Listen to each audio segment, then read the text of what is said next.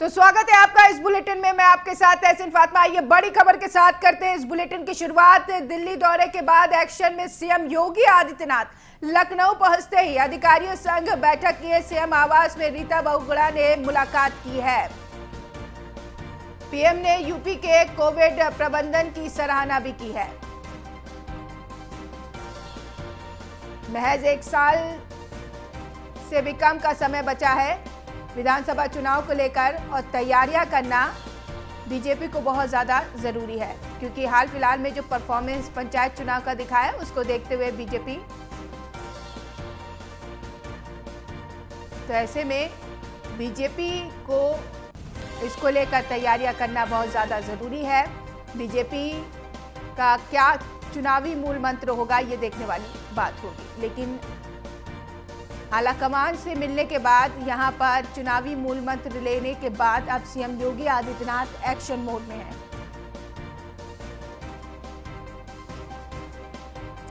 तो 1 साल से भी कम का समय बचा है, ऐसे में चुनावी रणनीति तय होना बहुत ज्यादा जरूरी है।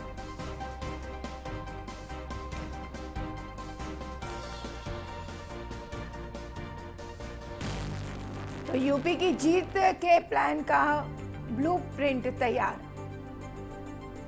गठबंधन दलों के रिश्ते और मजबूत करना, तेज वैक्सीन पर फोकस करना।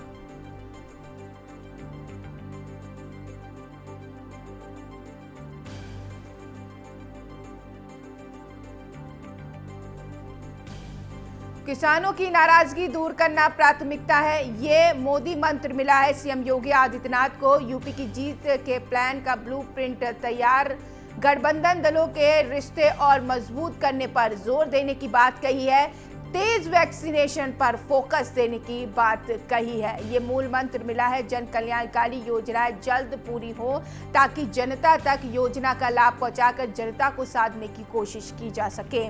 तो ऐसे में बीजेपी प्रदेश अध्यक्ष के दौरे लगातार यहां पर आज 3 जिलों में दौरा करेंगे। स्वतंत्र देव सिंह फतेहपुर, कौशाम्बी और प्रयागराज जाएंगे। प्रदेश अध्यक्ष दिवंगत नेताओं को श्रद्धांजलि देंगे स्वतंत्र देव सिंह।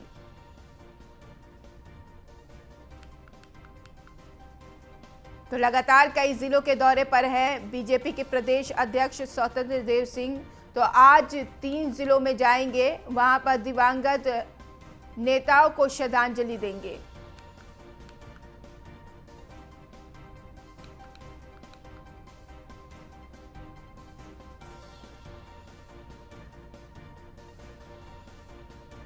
तो दिवंगत नेताओं को श्रद्धांजलि देंगे। बीजेपी प्रदेश अध्यक्ष का दौरा लगातार जारी है। आज 3 जिलों के दौरे पर रहेंगे स्वतंत्र देव सिंह। तो यूपी विधानसभा चुनाव को लेकर बीजेपी ने कमर कस ली है। चुनावी रणनीति बनाने में बीजेपी पूरी तरीके से जुट गई है। आज मथुरा में बीजेपी की बड़ी बैठक है। ब्रज क्षेत्र को लेकर सुनील बंसल बैठक करेंगे। बैठक में कई बड़े पदाधिकारी मौजूद रहेंगे। बैठक में 18 जिलों के जिला अध्यक्ष भी शामिल होंगे। तो जमीनी स्तर पर अब तैयारियां शुरू होने लगी है। बूथ स्तर पर अब तैयारियां होने लगी है, क्योंकि कुछ ही महीने बाकी हैं चुनाव को लेकर और उसकी तैयारियों में बीजेपी जुट गई है।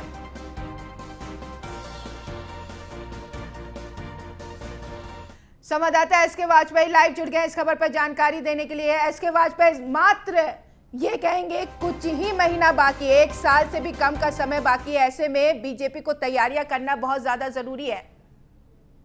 निश्चित है कि बीजेपी लगातार एक्शन मोड में चल रही है। हालांकि अगर हम देखें तो पंचायत चुनाव के दौरान बीजेपी ने बड़े पैमाने पर बैठकें की थी, ग्राम चौपाल की थी, लेकिन उसके बाद चूंकि स्थितियां उस हिसाब से नहीं हुई जिस हिसाब से बीजेपी एक्सपेक्ट कर रही थी, तो कहीं ना कहीं अब दोबारा जब चूंकि चुनावी वर्ष चल रहा है, 2022 का विधानसभा चुनाव होना है, उसको लेकर बीजेपी ने पूरी तरीके से कमर कस ली है। बीजेपी के प्रदेश पदाधिकारी लगातार दौरे कर रहे हैं। यहां तक कि स्वतंत्र देव की अगर हम बात करें तो पिछले करीब 10 दिनों के अंदर उन्होंने 20 से ज्यादा जिलों के दौरे पूरे कर लिए हैं और आज भी वो 3 जिलों के दौरे पर रहने वाले हैं। वहीं अगर हम मथुरा की बात करें तो बीजेपी के 6 क्षेत्र हैं, जिसमें ब्रज भी एक क्षेत्र है और ब्रज क्षेत्र के 18 जिलों की बड़ी बैठक होने वाली है, जिसमें बीजेपी के संगठन महामंत्री सुधीर बंसल, उसके अलावा यूपी बीजेपी के सह प्रभारी संजीव चौरसिया भी इस बैठक का हिस्सा होंगे। उसके अलावा प्रदेश संगठन सह मंत्री करवीर भी इस बैठक में शामिल होंगे और यूपी बीजेपी के ब्रज क्षेत्र के प्रभारी संजीव त्यागी भी इस बैठक का हिस्सा होंगे। तो निश्चित है कि बीजेपी अब पूरी तरीके से एक्शन मूड में आ चुकी है। अलग अलग ये बैठकें करने की बीजेपी की योजना है, जिसमें जितने भी बीजेपी के क्षेत्र हैं, जो 6 क्षेत्र बनाए गए हैं,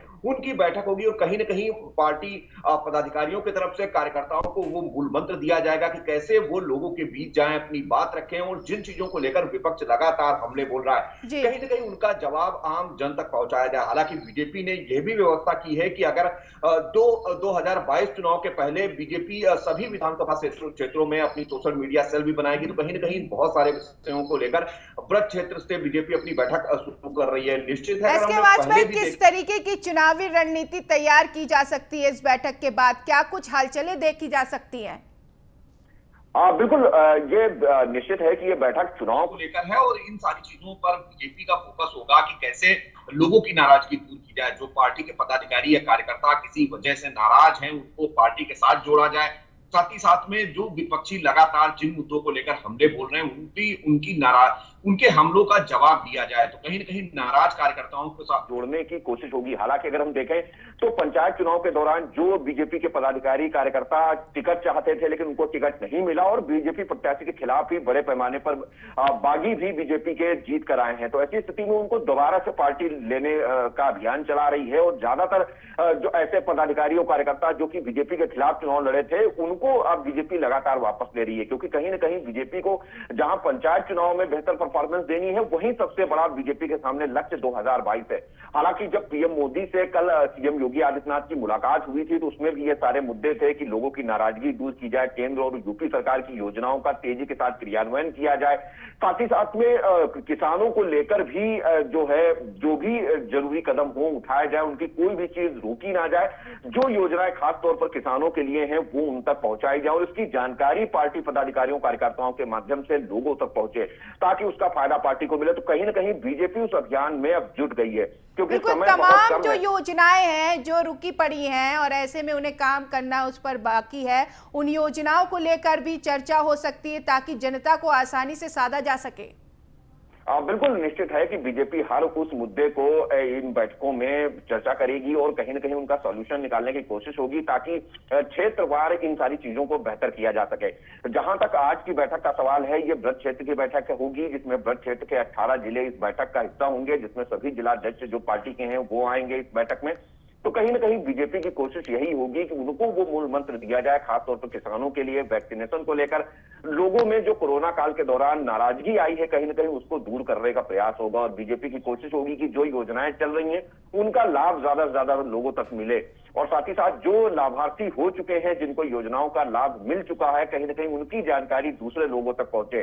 तो ये बहुत सारे उद्देश्य हैं बीजेपी के, जिनको लेकर ये बैठकें होंगी और बैठकें क्षेत्रीय स्तर पर होंगी, जिसमें कोशिश यही होगी कि क्षेत्रीय जो समीकरण है उनके आधार पर कार्यकर्ताओं को मूल मंत्र दिया जाए ताकि 2022 में बेहतर परफॉर्मेंस हो सके। जी चलिए, इसके वाजपेयी इस बैठक पर आप नजर बनाए रखिएगा, जैसे ही अपडेट मिलेगी आपसे संपर्क करेंगे। फिलहाल शुक्रिया तमाम जानकारी के लिए। तो मथुरा में अहम बैठक होने वाली है, आगामी चुनाव को लेकर रणनीति तैयार की जाएगी। इसी के साथ बढ़ेंगे आगे। जौनपुर से खबर, जमीनी विवाद में जमकर लाठी डंडे चले हैं, 2 पक्षों में 8 लोग घायल हुए हैं। तहरीर पर पुलिस ने केस दर्ज किया है। बदलापुर कोतवाली के भटेरा गांव का यह मामला है।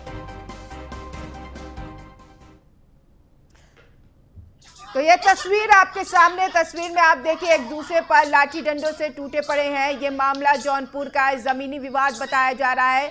जमीनी विवाद में जमकर एक दूसरे की पिटाई की गई है जमीन कब्जाने को लेकर, और ऐसे में हालात को नियंत्रण करने के लिए पुलिस भी पहुंची थी। बताया ये जा रहा है दोनों पक्षों की तरफ से तहरीर दी गई है। पुलिस ने मुकदमा दर्ज कर लिया है और मामले की जांच में जुट गई है।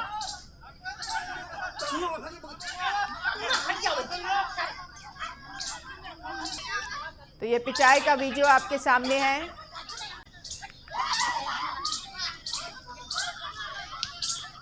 तो कोरोना के दूसरे लहर के बारे में पता करने के लिए होगा सीरो सर्वे। आईसीएमआर इस महीने राष्ट्रव्यापी सीरो सर्वे शुरू करेगा। कितनी फीसदी लोग संक्रमित हुए इसका पता लगाया जाएगा। इसके पहले 3 सीरो सर्वे किए जा चुके हैं। तीसरा सर्वे 17 दिसंबर से 8 जनवरी के बीच हुआ था सीरो सर्वे। तीसरे सीरो सर्वे में देश में हर 5वां व्यक्ति संक्रमित मिला था। सितंबर में हुए दूसरे सीरो सर्वे में हर 15वां व्यक्ति संक्रमित पाया गया था। तीसरे सर्वे में 10 से 17 साल की उम्र के बच्चे कोरोना से सबसे अधिक संक्रमित हुए हैं। 22.7% महिलाएं संक्रमित, 20.3% पुरुष संक्रमित हुए। तीसरा सीरो सर्वे 21 राज्य के 70 जिलों के 700 गांव में किया गया। पहला और दूसरा सीरो सर्वे भी इन्हीं क्षेत्रों में कराया गया था। तीसरे सर्वे में 28,589 लोगों के एंटीबॉडी की जांच हुई थी। सीरो सर्वे से कोरोना के खिलाफ रणनीति बनाने में मदद मिलेगी।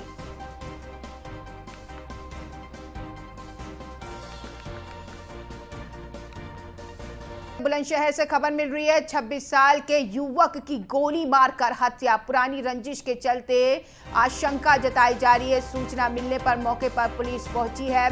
पुलिस ने शव को पोस्टमार्टम के लिए भेज दिया। मृतक की पहचान सुमित कुमार गुप्ता के रूप में हुई है। लक्ष्मणगंज का रहने वाला सुमित कुमार गुप्ता बताया जा रहा है।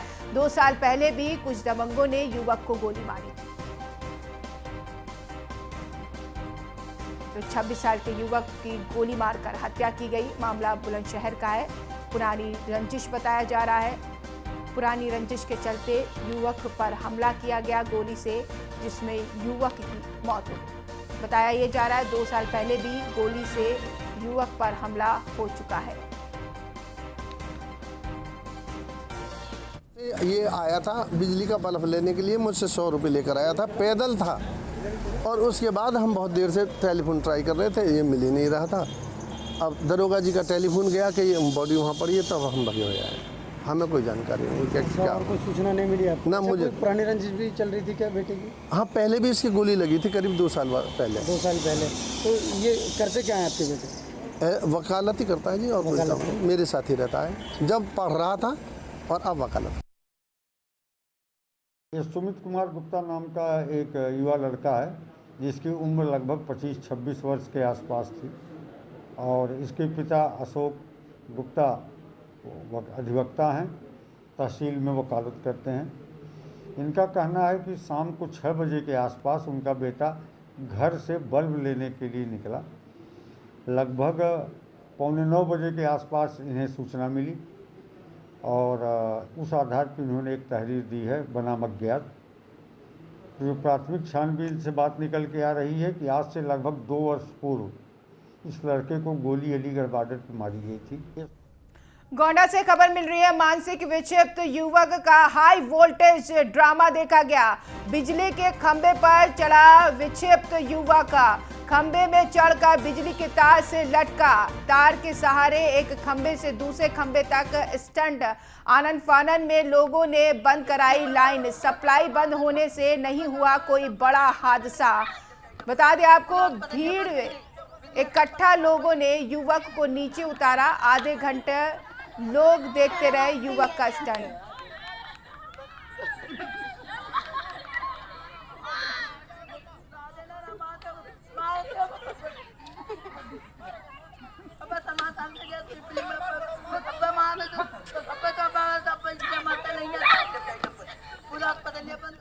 ग्रेटर नोएडा से खबर है। युवक की गोली मारकर हत्या। पड़ोस के ही युवक पर गोली मारने का आरोप है। वारदात को अंजाम देकर आरोपी फरार हुआ है। कुछ दिन पहले दोनों के बीच विवाद हुआ था। मामले की सूचना में मिलते ही जांच में पुलिस जुट गई है। बता दें आपको, बादलपुर थाना क्षेत्र के आकलपुर गांव की ये घटना है। तो युवक की गोली मारकर हत्या की गई है। पड़ोस के ही रहने वाले युवक पर आरोप लग रहा है। वारदात को अंजाम देने के बाद आरोपी मौके से फरार बताया जा रहा है। मामला ग्रेटर नोएडा का है। युवक की गोली मारकर हत्या की गई। पड़ोस के ही युवक पर गोली मारने का आरोप है। वारदात को अंजाम देकर आरोपी मौके से फरार हो गया है। कुछ दिन पहले दोनों के बीच विवाद हुआ था। मामले की जांच में जुटी पुलिस।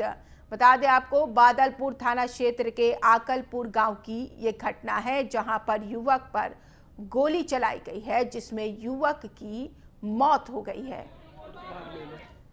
निशान शर्मा संवाददाता इस खबर पर जानकारी के साथ जुड़ गए हैं। निशान, युवक पर गोली से हमला हुआ है जिसमें युवक की मौत हो गई है।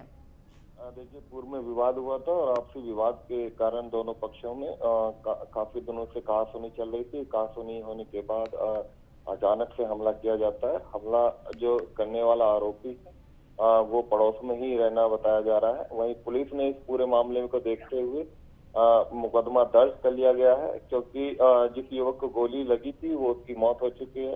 अस्पताल में उसने दम तोड़ दिया है। वहीं पुलिस जो है, पुलिस बादलपुर का पुलिस का कहना है कि जल्दी जो आरोपी उनको गिरफ्तार किया जाएगा और गिरफ्तार करने के बाद उनको सलाखों के पीछे। कौन है आरोपी, किसने गोली चलाई? देखिए, पूर्व में ये विवाद हुआ था जो पड़ोस में ही रहने वाले युवक थे, और उसके बाद कहासुनी होने के बाद कुछ दिन के लिए ये मामला टल गया और उसके बाद में जो है अचानक से उसके ऊपर गोली से वार किया जाता है और गोली लगने से उसकी मौत हो जाती है। चलिए, शुक्रिया निशान तमाम जानकारी के लिए। नोएडा से ही खबर है। महामाया फ्लाईओवर के पास कार में आग लगी है। कार ड्राइवर ने कूदकर अपनी जान बचाई है। आग से कार पूरी तरह से जलकर खाक हो गई। फायर ब्रिगेड की टीम ने आग पर काबू पा लिया है। सेक्टर 39 कोतवाली क्षेत्र का मामला है।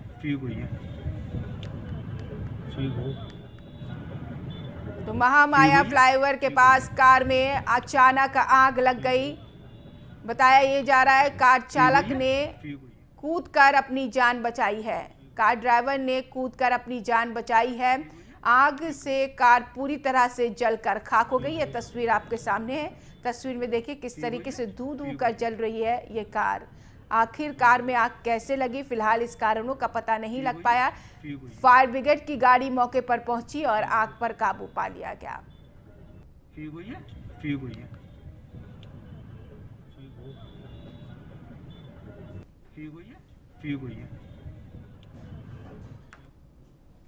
और फिलहाल इस बुलेटिन में इतना ही। आप देखते रहिए न्यूज़ 1 इंडिया, खबरों का सिलसिला लगातार जारी।